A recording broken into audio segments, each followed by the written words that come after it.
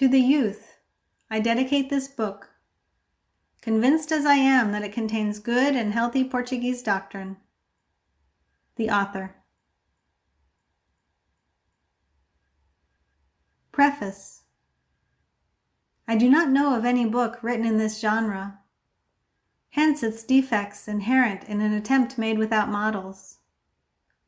And this book must have other defects, by virtue of the fact that the author has always oriented his spirit in a poetic sense, believing nonetheless that the poetic sensitivity vibrates like no other in contact with reality, and knows it, so to speak, firsthand.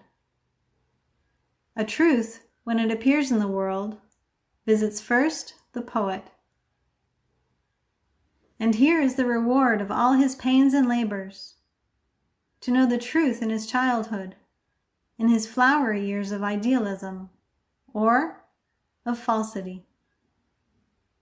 This book, not for its literary value, but for the truths it contains, should be read, studied, and commented on in the courses of literature and national history, being palpable that it could even constitute an independent course and the conclusion of the lyceums.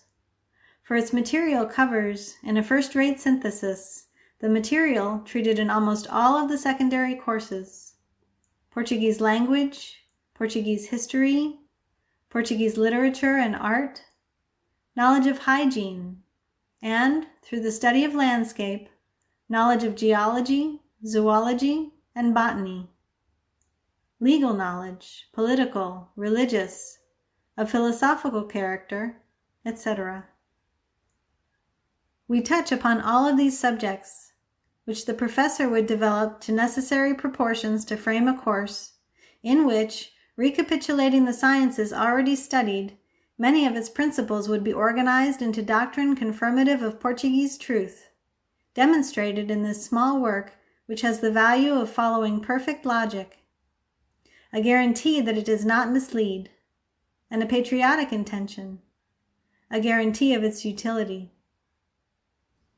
And so, our secondary instruction, in addition to the truths that it teaches to students, would likewise teach them the Portuguese truth, whose knowledge imposes itself as a reconstructive force of the homeland, within its character, of its traditional soul evolved to the degree of perfection attained by the human spirit in the present century. To instruct, educate, and shape Portuguese would be to aim at a lofty patriotic ideal, concluding and crowning splendorously the general course of the lyceums. It was not vanity that dictated the words of this modest preface, but a sincere desire to make myself useful to my country. The idea remains, leaving me also with the sadness of not seeing it bear fruit.